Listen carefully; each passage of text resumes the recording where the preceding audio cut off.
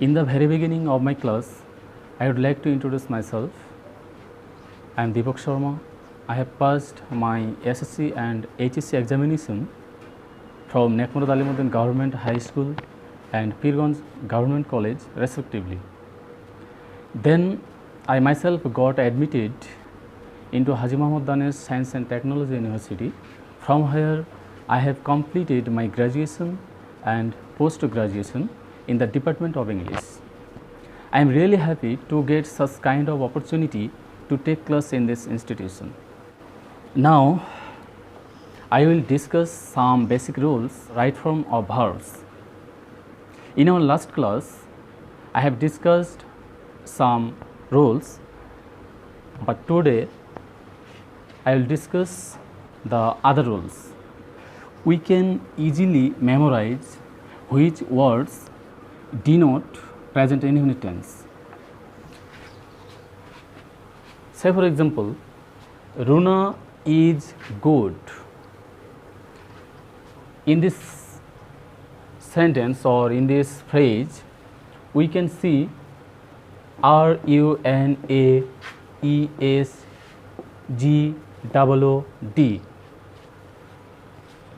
R defines regularly, U usually, A normally, A always, E every day or every week or every month or every year, A sometimes, G generally, O often, O occasionally, D daily. If these words we can find in a sentence, we can easily say which tense will have to be applied in that sentence. বাংলায় বলি, যদি আমরা কোনো সেন্টেন্সে regularly পাই, তাহলে ওই সেন্টেন্সে আমাদেরকে প্রেজেন্ট ইনডেফিনিট টেন্স ইউজ করতে হবে। যদি ইউজুয়ালি পাই, প্রেজেন্ট ইনডেফিনিট টেন্স ইউজ করতে হবে। যদি নর্মালি, এক কথায় এই সকল ওয়ার্ড যদি কোনো সেন্টেন্সে আমরা পাই, তাহলে ওই সেন্টেন্সে আমাদেরকে প্রেজেন্ট ইনডেফিনিট টেন্স ইউজ করতে হবে। এখন আমরা এক্সাম্পল দেখে নিই।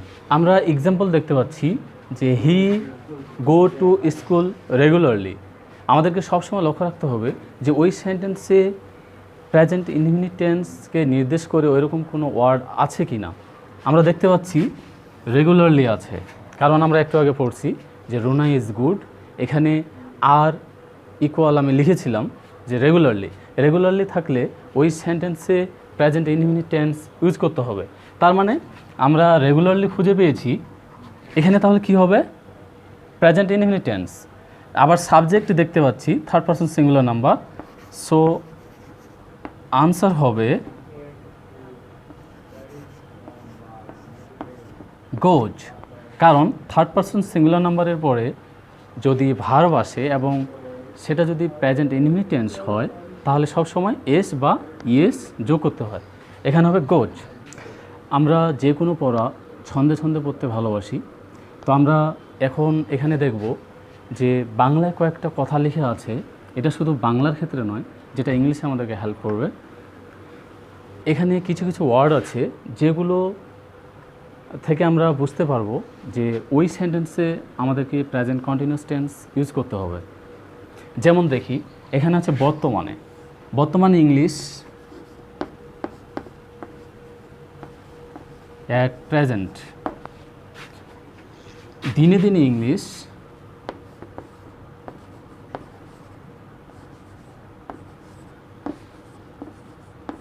Day by day. শোনা ইংলিশ হচ্ছে লিসেন। এই মুহূর্তে English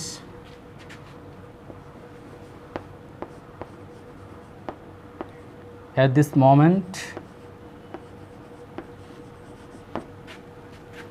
or at this time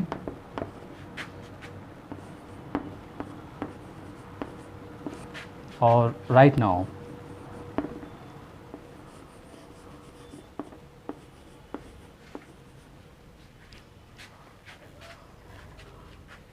And দেখা ইংলিশ লুক।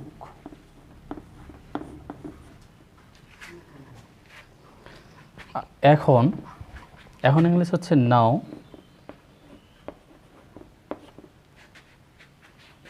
অথবা স্টিল। তার মানে আমরা যদি কোনো সেন্টেন্সে দেখি যে অ্যাট প্রেজেন্ট আছে, অথবা ডে বাই ডে, অথবা অ্যাট দিস মোমেন্ট, অথবা অ্যাট দিস টাইম, মানে এক কথায় এই ফ্রেজ বা এই ওয়ার্ডগুলো যদি আমরা কোনো সেন্টেন্সে খুঁজে পাই, তাহলে ওই সেন্টেন্সে আমাদেরকে প্রেজেন্ট কন্টিনিউয়াস টেন্স ইউজ করতে হবে।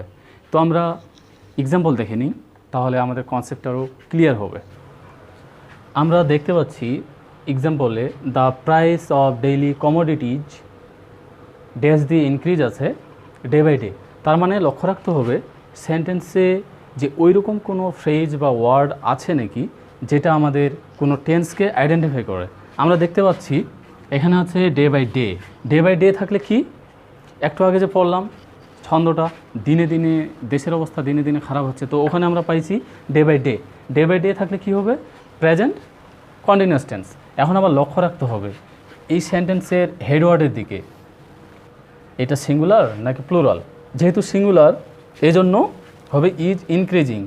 যদি আবার প্রাইসেস থাকতো তাহলে আর ইনক্রিজিং হয়ে যেত। আমরা দেখতে পাচ্ছি যে কিছু কিছু ভার্ব আছে যেগুলো কখনো কন্টিনিউয়াস ফর্ম হয় না, তো এগুলো ছন্দাকারে মনে রাখা যায়। তো আমরা দেখি পছন্দ, বিশ্বাস, ইচ্ছা, আর হলো আশা, দেখে শুনে জেনে বুঝে করবে ভালোবাসা। তার মানে আমাদেরকে মনে রাখতে হবে যে এগুলা ভার্ব। পছন্দ করা ইংলিশ হচ্ছে লাইক, বিশ্বাসের ইংলিশ বিলিভ, ইচ্ছা ইংলিশ হলো উইশ,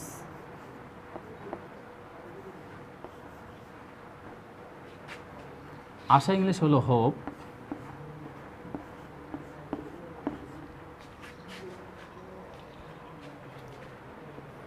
দেখা ইংলিশ হচ্ছে লুক, শোনা ইংলিশ হেয়ার,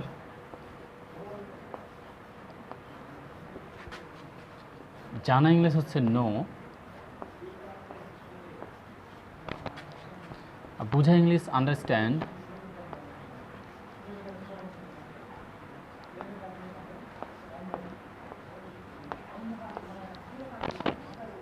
এবং ভালোবাসা ইংলিশ হচ্ছে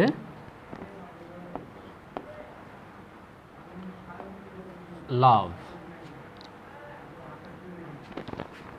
এ সকল ভার্বের কখনো কন্টিনিউয়াস ফর্ম হয় না। আমরা চাইলেই বিলিভিং বা লাইকিং বা হোপিং বসাতে পারবো না সেন্টেন্সে, কারণ এগুলো নন কন্টিনিউয়াস ভার্ব।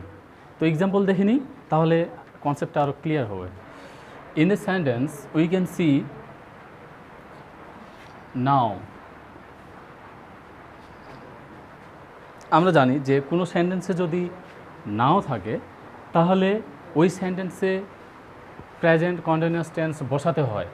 কিন্তু আবার লক্ষ্য রাখতে হবে কিছু কিছু ভার্ব আছে যেগুলোর কখনো কন্টিনিউয়াস ফর্ম হয় না। তার মধ্যে বিলিভ হচ্ছে একটা, কারণ একটু আগে আমরা পড়লাম যে বিলিভের সাথে কখনো আইএনজি যোগ করা যায় না। তখন আমাদের কি করতে হবে, যে নাও থাকা সত্ত্বেও এটাকে কন্টিনিউয়াস ফর্মে রাখা যাবে না, তখন প্রেজেন্ট ইনডিফিনিট টেন্সে প্রকাশ করতে হবে। তার মানে ভার্বটা হবে বিলিভস।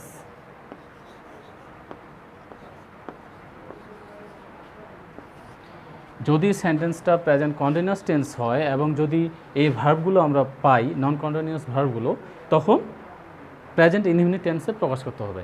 আর যদি প্রেজেন্ট পারফেক্ট কন্টিনিউয়াসে থাকে তখন সেটাকে প্রেজেন্ট পারফেক্ট টেন্সে পরিণত করতে হবে। কিন্তু এটা কখনোই এর সাথে আইএনজি যোগ করা যাবে না, বিলিভিং বসানো যাবে না, এটা গ্রামাটিক্যাল মিস্টেক হয়ে যাবে। ওকে, আপনারা সবাই ভালো থাকবেন। জানি না আমার ক্লাস কেমন লেগেছে, তো নেক্সট ক্লাসে আবার দেখা হবে। আপনারা সবাই সুস্থ থাকবেন, ভালো থাকবেন। ওকে, ধন্যবাদ সবাইকে।